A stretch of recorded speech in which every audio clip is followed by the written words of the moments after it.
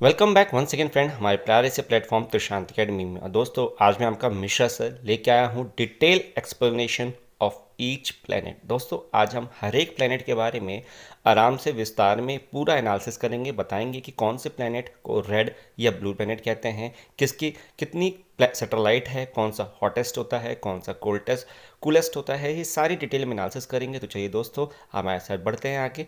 और दोस्तों कैसे आप लोग हर एक प्लेनेट के बारे में क्या क्या चीज़ जानेंगे वो भी आपके सामने लिखा हुआ है कि फर्स्ट ऑफ ऑल हम ये जानेंगे कि explaining each planet in detail.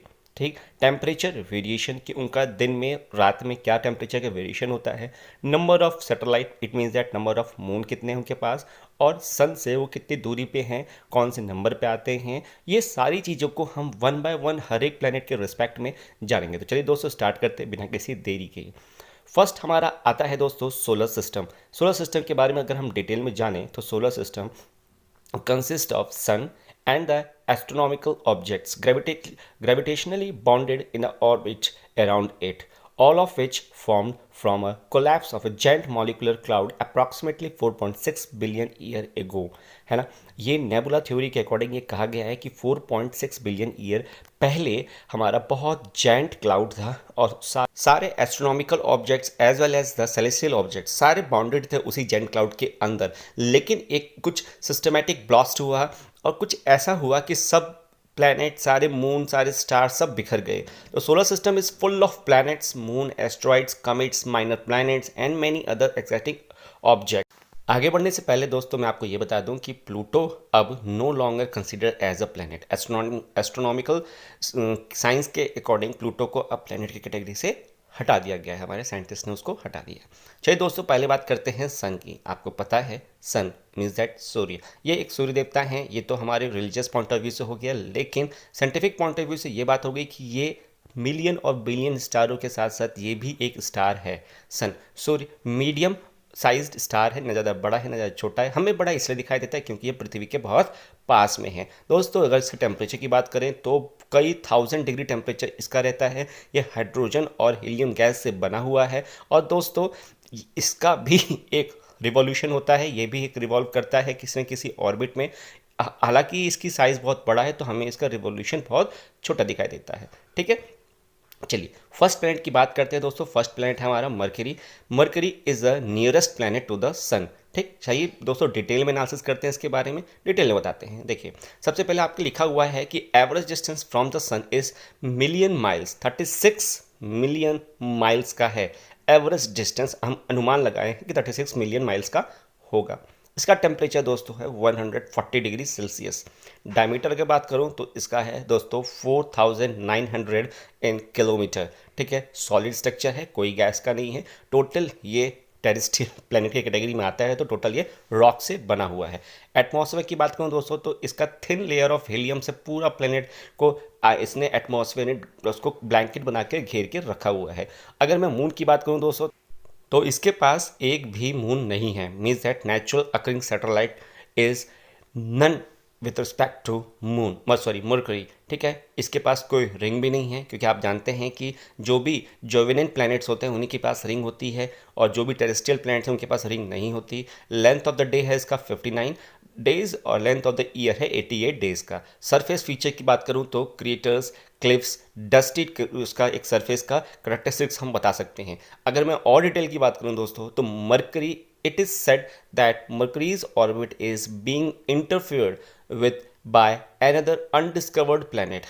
It means that कि हमने अभी मतलब साइंटिस्ट ने यह अनुमान लगाया है कि हो सकता है मरकरी के प्लैनेट से गुजरता हुआ, उसके ऑर्बिट से गुजरता हुआ कोई और प्लैनेट भी है। और अगर हम सीज़न की बात करते हैं तो दोस्तों ऐसा टेम्परेचर, ऐसा एटमॉस्फेयर है तो सीज़न का कुछ होना ही नहीं है, पॉसिबल ही नहीं है कि कोई सीज़न भी यहाँ पे अकर होता है। ठीक, चलिए हम बात करते हैं हम बात कर रहे हैं अब वीनस के बारे में, जो कि सेकंड प्लेनेट हमारा है सोलर सिस्टम फैमिली का, है ना। सोलर सिस्टम फैमिली में जो वीनस होता है फ्रेंड्स, उसका एवरेज डिस्टेंस फ्रॉम द सन क्या है, 67 मिलियन माइल में है। एवरेज टेम्परेचर की बात करें तो दोस्तों आप देख सकते हैं कि 450 डिग्री सेल्सियस इसका एवरेज टेम्परेचर होता है। डायमीटर की बात करें तो दोस्तों 12,100 किलोमीटर इसका डायमीटर है। बस सॉलिड प्लेनेट है, ये भी रॉक से बना हुआ है। अगर एटमॉस्फेयर की बात करते दोस्तों तो उसमें मरकरी में मरकरी में पूरा हीलियम था, तो इसमें कार्बन डाइऑक्साइड है, इसकी भी कोई मून नहीं है, कोई रिंग नहीं है। अगर लेंथ ऑफ डेज की बात करें दोस्तों 243 डेज हैं, और लेंथ ऑफ द ईयर की बात करें 225 डेज का इसका एक ईयर होता है। अगर सरफेस फीचर्स की बात करें दोस्तों, आपको सामने लिखा हुआ है कि रॉकी है, कैनान्स है और डस्ट है, मतलब इसका भी जो सरफेस है वो पूरा डस्ट से ओवरलैप हो रखा है। ठीक, कुछ और डिटेल में बात करते हैं दोस्तों, तो other than the moon, Venus is a brighter natural object in the night sky, means that कि पूरे रात में ये हमें एक चमकता हुआ तारे की तरह दिखाई देता है। तो Venus is only the planet named after the female figure the goddess of love, इसका ही निकनेम है। ओके फ्रेंड्स, चलिए हम आगे बात करते हैं नेक्स्ट प्लेनेट की, जिसका नाम है पृथ्वी, दैट इज अर्थ, हमारी प्यारी पृथ्वी माँ। ठीक है, डिटेल में हम एनालिसिस करेंगे, इसके बारे में भी आपको बताएंगे, हालांकि आपको बहुत कुछ पता होगा। देखिए, average distance from the sun is million miles, 93 million away है ये हमारे सन से। एवरेज टेम्परेचर इसका 10 डिग्री सेल्सियस है। देखिए, तभी तो हम यहाँ पर रह पाते हैं। अगर डिस्टेंस की बात करते हैं, डायमीटर की बात करते हैं, तो 12,800 इसका किलोमीटर में डायमीटर है, सॉलिड स्ट्रक्चर है। एटमॉस्फेयर की बात करते हैं तो ऑक्सीजन भी है यहाँ पे है, नाइट्रोजन भी है यहाँ पे है, एक मून है, नो रिंग है। लेंथ की अगर डे की तो 24 आवर का एक दिन होता है। ईयर की बात करें तो 365 डेज का 1 ईयर होता है। सरफेस फीचर्स की बात करें दोस्तों तो वाटर मॉलिक्यूल्स, माउंटेन, वेल्कनोज, हर चीज़ यहाँ पे अवेलेबल है। आप डिटेल में इसको खुद भी जानते हैं कि अर्थ की क्या करेक्टरिस्टिक्स हैं, है ना। तो ये 3rd नंबर का प्लेनेट है पृथ्वी से, अरे सन के कंपैरिजन में 3rd नंबर का प्लेनेट है ये। ठीक, अगर मैं कुछ और डिटेल में बात करूँ तो दोस्तों, earth is not a perfect shape, it is a oblate spheroid. The moon is moving away from the earth at a rate of 4 centimetre a year. ठीक है, 4 सेंटीमीटर एक साल में ये दूर जाता है। Around 70% of the water on the earth is locked with in the glaciers in a polar ice cap. तो ये हमारा था अर्थ के बारे में। दोस्तों, अब बात करते हैं हम मंगलयान के बारे में, मंगल ग्रह के बारे में, दैट इज मार्स। मार्स को हम रेड प्लेनेट भी कहते हैं। ठीक है, चलिए देखते हैं। Average distance from the sun is 142 million miles. Average temperature इस दोस्तों -40 डिग्री सेल्सियस। डायमीटर देखिए दोस्तों कितना कम है कि 6,800 किलोमीटर का ही डायमीटर है। ये भी सॉलिड प्लैनेट टेरेस्ट्रियल में आता है। और दोस्तों यहाँ पे जो एटमॉस्फेयर है टोटल कार्बन डाइऑक्साइड है। ठीक है, अगर मैं मून की बात करूँ तो उसके पास 2 मून होते हैं। लेंथ ऑफ द डे की बात करूँ दोस्तों तो 25 आवर का इसका एक डे होता है। और ईयर की बात करूँ तो दोस्तों 687 डेज का इसका 1 ईयर होता है। सरफेस फीचर्स की बात करूँ दोस्तों तो ड्यून्स, वेल्कनोज, रेड ड्रिफ्ट, कैनान्स, दोस्तों ये सारे इसके सरफेस के फीचर्स हैं। लेकिन मैंने आपको पहले बता दिया है कि हमारे नंबर 1 से लेकर नंबर 4 तक हमारे पास रहते हैं टेरेस्ट्रियल प्लेनेट। तो दोस्तों सबकी जो सरफेस होगा वो सॉलिड होगा, यही सब आपको मिलेगा।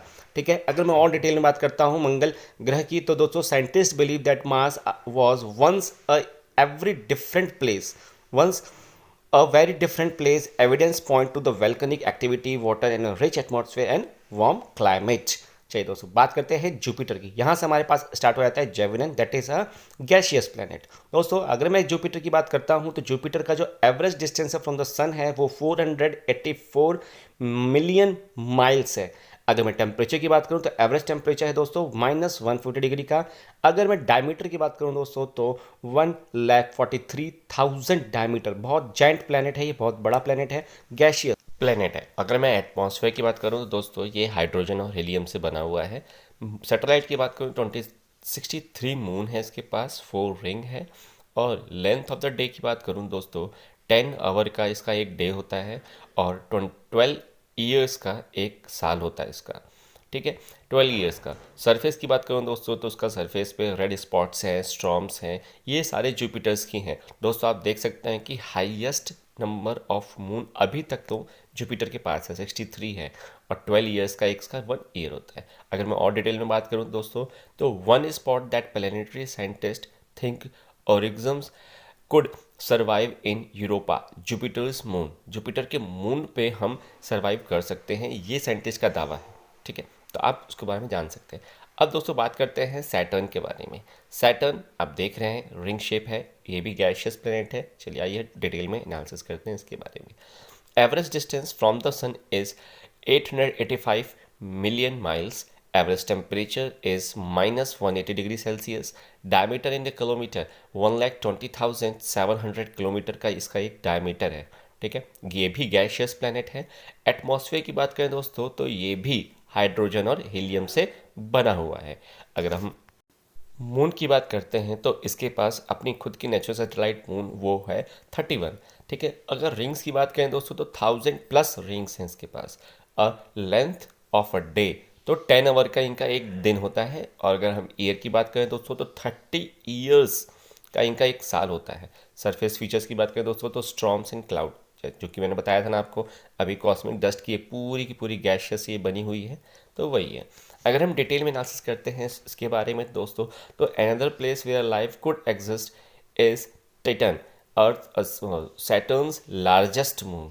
ठीक है, Saturn has a very Saturn has an average density less than the water.